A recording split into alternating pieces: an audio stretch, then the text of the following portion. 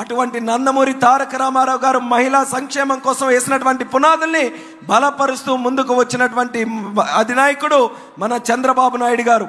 ఆయన వచ్చిన తర్వాత ప్రతి ఒక్కరు కూడా గుర్తుపెట్టుకోవాలి, ఆయన మహిళా జాతి కోసం చేసినటువంటి కార్యక్రమం డ్వాక్రా సంఘాలు పెట్టి మీరు ఆర్థికంగా బలపడే అవకాశం కల్పించినటువంటి నాయకుడు మన నారా చంద్రబాబు నాయుడు గారు అని తెలియజేసుకుంటున్నాను. అదే రకంగా మహిళల కోసం ఎన్నో కార్యక్రమాలు చేసి ఆయన 2014 నుంచి 19 వరకు మనకి ముఖ్యమంత్రిగా ఉంటే ప్రతి ఇంటికి కూడా పెద్ద కొడుకులాగా అన్ని కార్యక్రమాలు చేశాడు. మీరు అడగకపోయినా సరే ప్రతి సంక్రాంతికి కూడా కానుకలు పంపించి ఏ ఇంటిలో కూడా దీపం వెలగకుండా ఉండకూడదు, అందరి ఇంటిలో సంక్రాంతి దీపం వెలగాలని అభిమానంతో మీకు సంక్రాంతి కానుకలు పంపించినటువంటి ఏకైక నాయకుడు మన నారా చంద్రబాబు నాయుడు గారని తెలియజేస్తున్నాను. ఆ రోజు మహిళలకి ఆదుకోవడానికి పసుపు కుంకుమ కార్యక్రమం పెట్టాడు. ఈ జగన్మోహన్ రెడ్డి లాగా మోసం చేయలేదు, ఒక వయసులోకే పరిమితం చేయలేదు. 18 సంవత్సరాలు దాటి ఏ ఒక్క కుటుంబంలో ఎంతమంది ఉన్నా, డ్వాక్రా సంఘాల్లో ఎంతమంది ఉన్నా అందరికీ కూడా 2 సార్లు 10,000 ఇచ్చి మహిళల తాలూకా రుణం తీర్చుకున్నటువంటి నాయకుడు కూడా ఈ నారా చంద్రబాబు నాయుడు గారని తెలియజేస్తున్నాను. మరెన్నో ఒక బిడ్డ పుడితే హాస్పిటల్ నుంచి మళ్ళీ క్షేమంగా తిరిగి ఇంటికి వెళ్ళాలని తల్లి బిడ్డ ఎక్స్ప్రెస్ పెట్టి చేతిలో డబ్బులు పెట్టి పాపకి కావలసినటువంటి కిట్ ఇచ్చి సొంత అన్నలా చూసుకున్నటువంటి వ్యక్తి కూడా నారా చంద్రబాబు నాయుడు గారని తెలియజేసుకుంటున్నాను.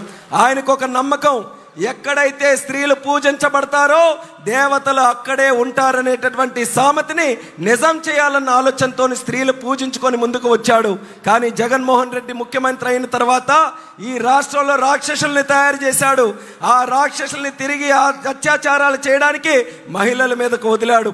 ఈరోజు భారతదేశంలో అత్యధికమైనటువంటి అత్యాచారాలు మహిళల్లో జరుగుతున్నటువంటి రాష్ట్రం ఏదంటే మన ఆంధ్రప్రదేశ్ రాష్ట్రం అని సిగ్గుచేటుతో మనం చెప్పుకోవాల్సినటువంటి పరిస్థితి వచ్చింది. అటువంటిది మళ్ళీ మహిళలకి రక్షణ కావాలన్నా, మహిళలకి ఆర్థికంగా లబ్ధి చేకూరాలన్నా, మహిళలు మళ్ళీ ఆనందంగా వాళ్ళ కుటుంబాలు ముందుకు నడిపించాలన్నా అది చేయగలిగినటువంటి దమ్ము సత్తా మళ్ళీ మన చంద్రన్నకే ఉన్నాయన్న నమ్మకంతో ప్రతి ఒక్క ఆడపడుచుకి కూడా పిలుపునిస్తున్నాను. రాబోతున్నటువంటి ఎన్నికలు మీ మీద చాలా పెద్ద బాధ్యత ఉంది. ఒక్కసారి తప్పు చేశాం, తప్పు చేసిన వల్ల ఈ 5 సంవత్సరాలు కూడా అనేక విధాలుగా మనం నష్టపోయాం. ఈసారి మళ్ళీ అటువంటి తప్పు చేయకుండా చంద్రబాబు నాయుడు గారు, అలాగే పవన్ కళ్యాణ్ గారు, అలాగే మన ప్రధానమంత్రి నరేంద్ర మోదీ గారు త్రిమూర్తుల్లాగా మహిళలందరినీ కూడా ఆదుకోవడానికి కలిసికట్టుగా ఈసారి పోరాటం చేస్తున్నారు. ఆ కూటమిని మీరందరూ కూడా ఆశీర్వదించి రాబోతున్నటువంటి ప్రభుత్వం మళ్ళీ మీరందరూ కూడా చక్కగా ఆశీర్వదించి మనస్ఫూర్తిగా స్వాగతం పలకాలని కూడా ఈ సందర్భంగా తెలియజేసుకుంటున్నాను. చంద్రబాబు నాయుడు గారు వస్తే ఈ సూపర్ 6 కార్యక్రమాలు మీ అందరికీ కూడా ఇప్పటికే తెలుసు. నెలకి 1,500 రూపాయలు ప్రతి ఒక్క ఆడపడుచు తాలూకు అకౌంట్లో వేయబోతున్నాం. అలాగే మీకు ఎంతమంది పిల్లలుంటే ప్రతి పిల్లవాడికి 15,000 రూపాయలు చొప్పున ఇచ్చి వాళ్ళకి చక్కగా చదువుకునే అవకాశం చంద్రన్న మీ అందరికీ కూడా కల్పించబోతున్నారు.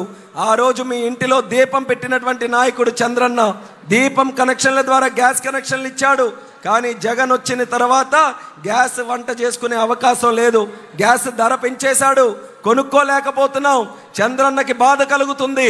అందుకని ఆయన ముఖ్యమంత్రి అయితే మళ్ళీ 3 సిలిండర్లు మీకు సంవత్సరానికి ఉచితంగా ఇవ్వబోతున్నామని ఆడపడుచులకి హామీ ఇస్తున్నాం.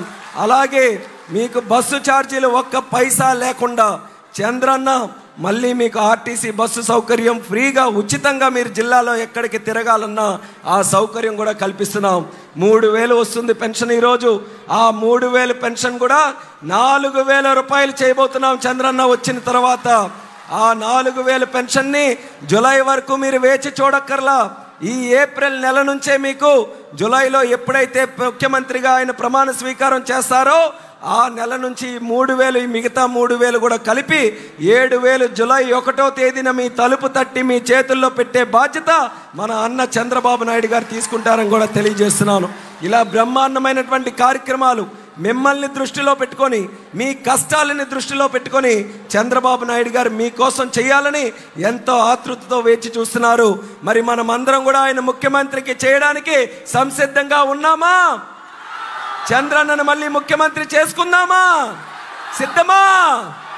అందరూ కూడా ముందు మే 13వ తేదీన జరుగుతున్నటువంటి ఎన్నికల్లో ధైర్యంగా ముందుకు రండి.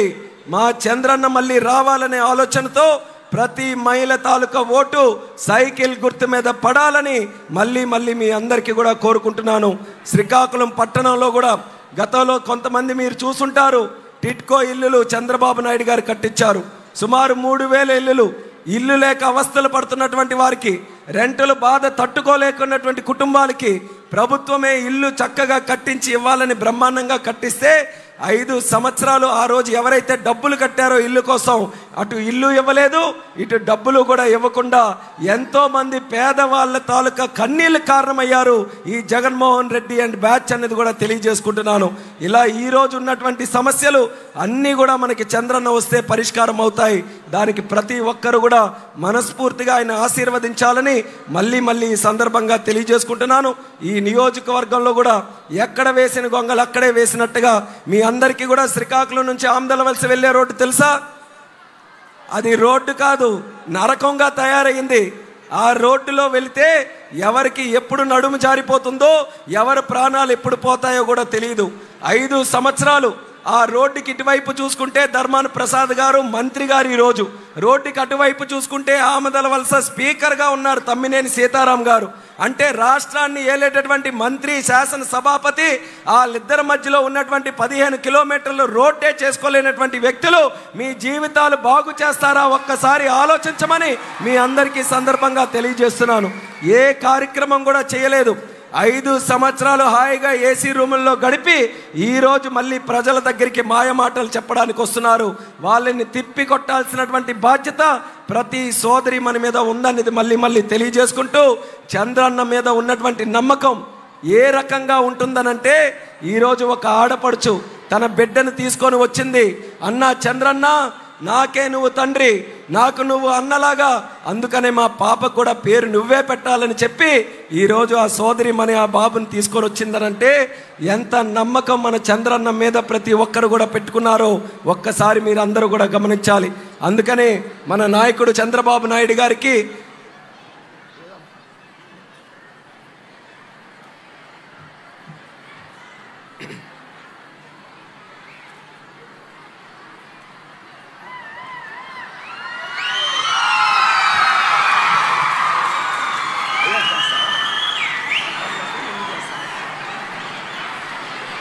మీరు మాట్లాడాలి. ఓకే, ముందు చంద్రబాబు నాయుడు గారు మాట్లాడే ఆ కార్యక్రమాలన్నీ కూడా చేద్దాం. సో విషయం అంతా కూడా క్లియర్గా మే 13వ తేదీన మీరందరూ కూడా సైకిల్ గుర్తు మీద ఓటు వేసి మన శ్రీకాకుళం నియోజకవర్గంలో ఎమ్మెల్యేగా గుండు శంకర్ గారిని, అలాగే శ్రీకాకుళం పార్లమెంటుకి ఎంపీగా నాకు మీరందరూ కూడా అఖండమైనటువంటి మెజారిటీతో గెలిపిస్తారని మళ్ళీ మీ అందరికీ కూడా కోరుకుంటూ, ఇప్పుడు మన శ్రీకాకుళం పార్లమెంటు నియోజకవర్గ తెలుగుదేశం పార్టీ అధ్యక్షులు కోన రవికుమార్ అన్న గారిని మాట్లాడవలసిందిగా కోరుతున్నాను.